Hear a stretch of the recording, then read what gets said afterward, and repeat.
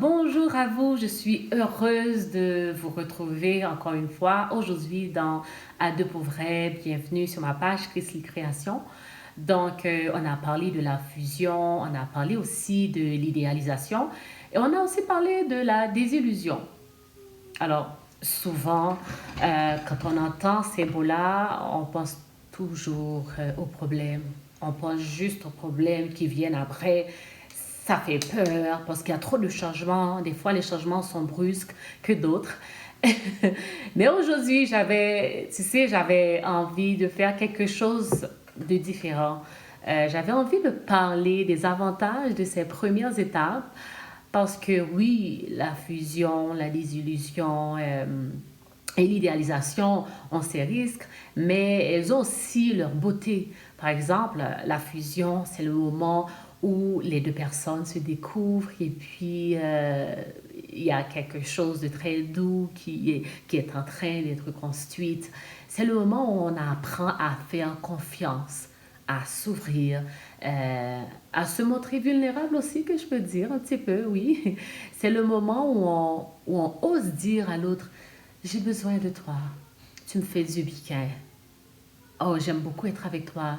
Je me sens en sécurité avec toi. Et ça, c'est précieux dans un couple.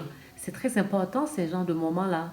Je me souviens d'un couple qui me disait, euh, la dame disait, au début, même quand mon mari riait, je trouvais ça beau.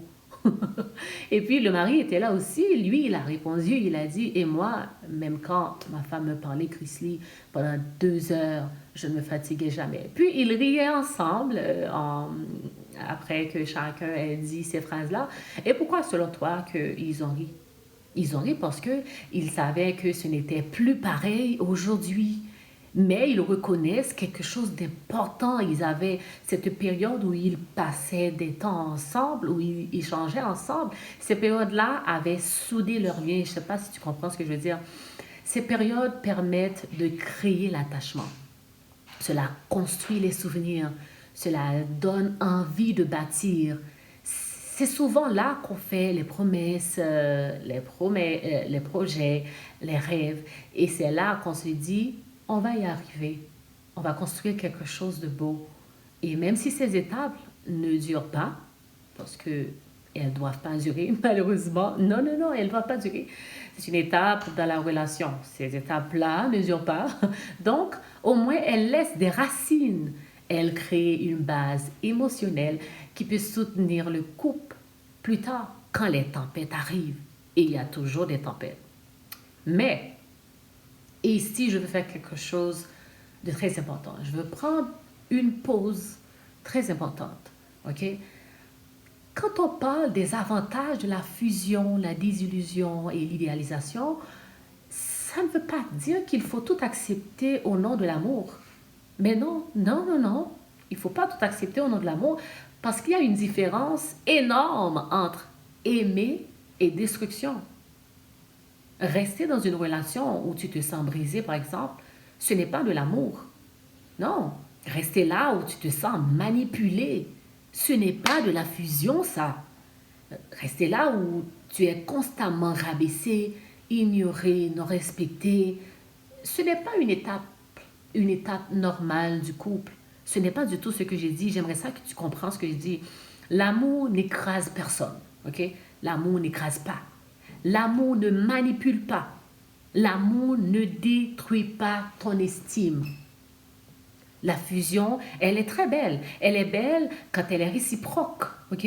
Quand elle est douce et l'idéalisation et la désillusion sont bien reçues quand elles font grandir, pas rétrécir.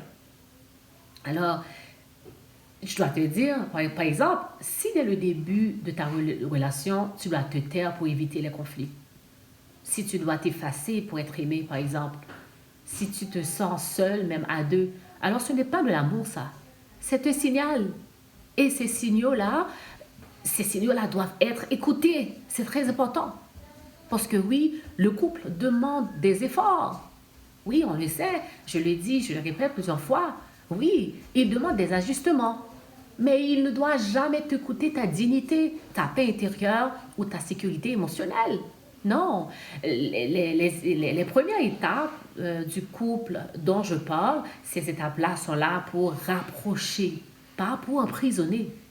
C'est très important de faire ces différences-là. Alors aujourd'hui, je voulais réhabiliter ces étapes, dire qu'elles sont belles, qu'elles sont très importantes, qu'elles sont utiles, hein, qu'elles sont même nécessaires dans un couple. Parce que c'est là que naît l'attachement, c'est là que la relation commence à être mature, c'est là qu'on commence à aimer avec de la maturité. Euh, c'est là qu'on se construit avec confiance aussi.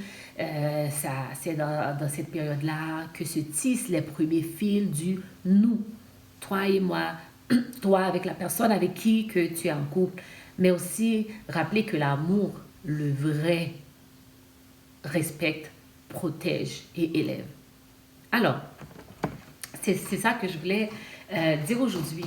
Et dans la prochaine vidéo, on va entrer dans une étape encore plus délicate. Alors, reste branché pour savoir de quoi on va parler, de quoi on va discuter. Et n'oublie pas, like, partage et commente. Dis-moi combien de temps ont duré ces étapes-là dans ton couple. Ou dis-moi comment tu les perçois si tu n'es pas en couple. OK? À bientôt!